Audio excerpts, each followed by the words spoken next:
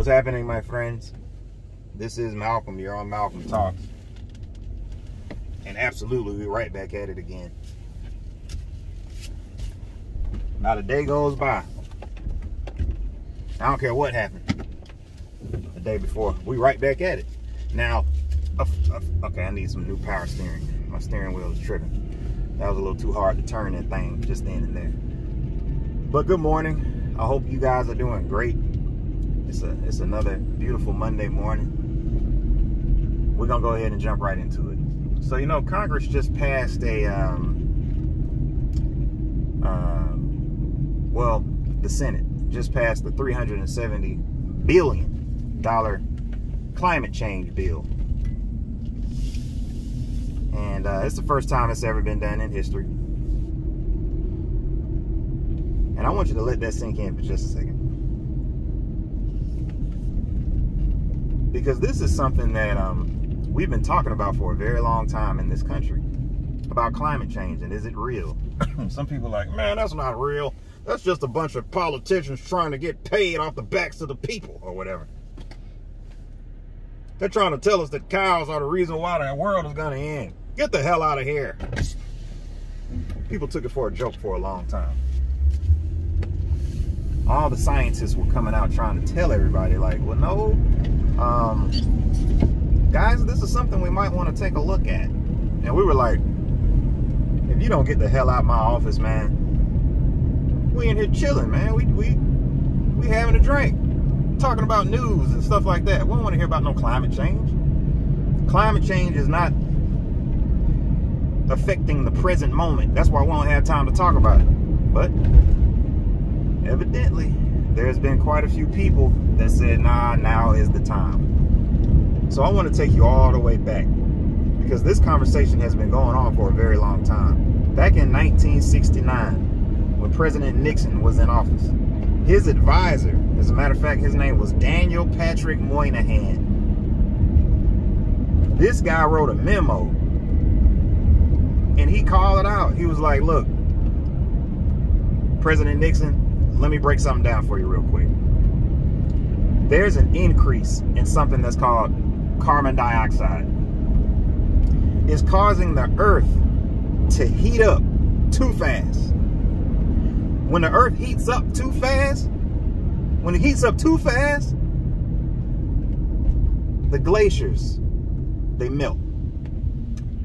When the glaciers melt, the seas in the oceans rise. When the seas in the oceans rise, it causes floods. And when it gets too hot, there's a whole host of other problems that happen. And he tried to tell everybody a long time ago. But yet, what do? We just burn nothing but oil, burning gas and burning coal, and increasing those levels.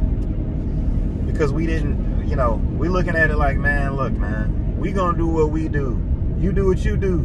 Stop worrying about it so much. We'll be all right. They've been saying that for years. Look at us, we're fine, right? Then you got China. They lead the world in carbon dioxide emissions. China. But you do know why though, right? That's because China makes everything. We're next. We're second on the list. And then you got India, Russia, and Japan. But you know, they're kind of low on the list, but they're still top 5. Mainly it's China and the US. We're the main ones creating these world problems. So, like I said, we're heating up the planet, man. And it's been happening for a long time. It's causing the seas to rise. We're melting the glaciers and all these other things. A lot of people didn't believe in it, but now evidently they do. Because Congress, the Senate, they actually said, look, we got to move on this. So, they have been in close communication for a very long time trying to figure out what's necessary. It's probably going to be a lot of solar, a lot of wind, a lot of renewable energies that are coming that we're going to be like, dang, for real? That's cool. And you would think that because the sun is free, because that energy is free, and I'm kind of rambling a little bit. You would think because that's free, then maybe we'll get something free. Come on, man. you already know they're probably gonna harness the energy of the sun and the wind and still charge us, even though that's free. So somebody's gonna be making a hell of a lot of money. Now, it'd be nice if they can make it free for all of us. But you still gotta buy the infrastructure. Ain't nothing free. Nothing free in this world. I was thinking about getting a solar generator. It comes with these 2 huge solar panels that you plug up into this big box. And it will charge the generator just based on the sun. Completely free. So in an SHTF situation, that's really what you need. Something like that, because I wouldn't be reliant on anything. As long as I got the sun, I'm good. And the sun is always going to shine. What's that saying? You know what I'm talking about. Something the old folks say. The sun ain't shine. I can't remember the saying, but it's just something that's just not coming to me right now. The sun. But only problem is it's going to cost me about $2,100, well, about $1,500 to even get the infrastructure to be able to pull that off. See the point? So what they're doing is they're going to spend that money up front, Congress, and then, you know, invest in renewable energies and stuff like that so we can reduce the amount of carbon emissions that we're putting out, because it's heating up the planet way too quick. We got cars, electricity, devices, all of these things, man, they're affecting the atmosphere. And so this is the first climate bill of its kind. So it's a pretty big deal. The House of Representatives is expected to pass the remaining part of the bill next week. So that's great. You know, I don't talk about a whole bunch of political stuff on here because I really don't follow it like that, but I figured I'd talk about it because this is a big deal and it's all in the news and things like that. Now, I think the reason, see, we've been hearing people talk about climate change all the time. But see, now it's to the point where all the scientists and everybody's like, hey, guys, hello, we got to do something. We got to do something now. We only got a couple years that if we don't do something, we're going to head off of a planetary cliff. There will be catastrophic events that take place if we don't do something. And so I think people are finally starting to get the message, because you're looking at all of these floods and these heat waves and people passing out like because of the heat. And then all of these floods, it's like forest fires and you look up, it's just smoke. You're like, wait, where am I? Is this hell? No, it's Earth. Earth that has been pretty much vandalized and prostituted. I know those are strong words, but that's essentially what humans have done to Earth. We look at Earth kind of like a free-for-all. It was just like, it reminded me of the time, man, Freaknik, 94. We were at Greenbrier Mall. And some idiot decides to break the window of Greenbrier Mall. This is Freaknik now. He broke the window with something, and another person broke the rest of the window, and now everybody's rushing in there. I mean, it was so many people. I didn't do it. It was so many people rushing in there, stealing stuff. That's kind of how they do that's how we do the world, man. It's like we just do whatever we want. We don't think about the future ramifications of anything when it comes to the Earth. So these deep cuts that we're about to do, people are gonna have to get taxed a little bit more. The rich people are like, damn, man, why we gotta save the world, bruh? Man, don't tax me because we're trying to save the rest of the world. I can hop on a jet and fly to Mars tomorrow. But the thing is, we can't, my brother. We can't do that. And y'all the ones that own all the businesses, that's sending all the money to China, that's building everything and is creating all of these CO2 emissions, which is destroying the world. It's because of you rich guys. Y'all are the ones behind all this. And so we all knew that we were getting to this point, and so something needed to happen. We're starting to see heat waves, wildfires, floods, things like that. They're in your face now. They're happening one after the other. Boom, boom. Everybody's like, wow, that's strange. It's climate change, fool. We only got about 36 months.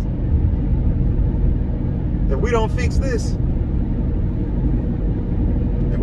man, we all might be walking around in hazmats, man. It ain't no telling what could happen, bro. That's why the situation got imminent. Because a lot of these things that are happening, if we don't fix them, they're irreversible. You can't go back. You only got a short period of time. And we finally understand that. We were reaching what's called a tipping point.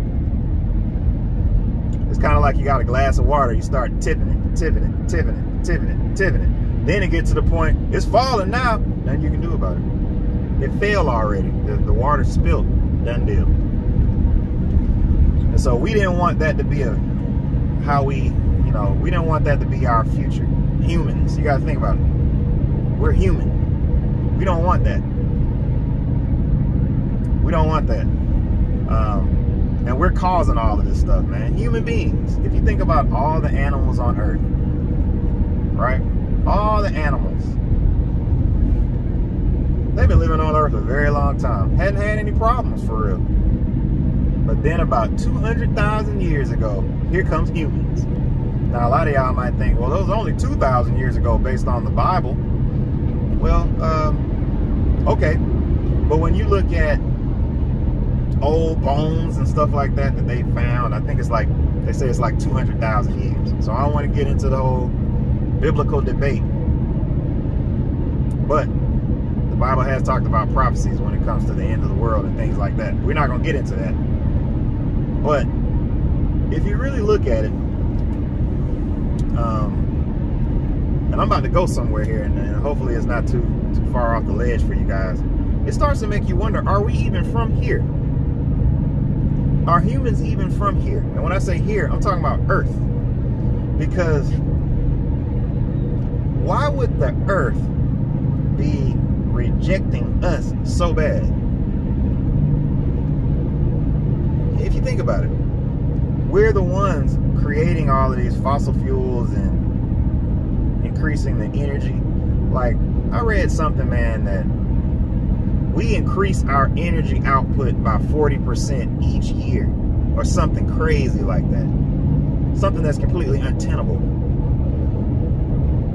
And it just makes you wonder, it's like, wow, man, are we even from here? You know, maybe we are like the aliens. Maybe that's us. Maybe we are the aliens.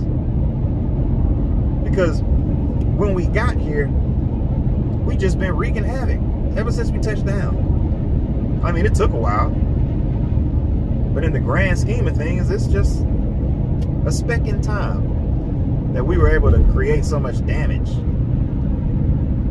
It's almost like, you know, you let loose some field mice in a cornfield or something like that, and they just ran through and ate up everything. Didn't give a damn. And then they just left and went to go find the next cornfield. They ain't supposed to be in the cornfield. And it just makes me wonder, man, like, how do we get here? Who put us here? Because clearly we ain't supposed to be here. We're not supposed to be doing this much damage. We're getting to the point we might not even be able to live on Earth. Earth might be uninhabitable after we're done. You know, what species comes to Earth or gets on Earth and then creates their own extinction? Who does that? Who does that?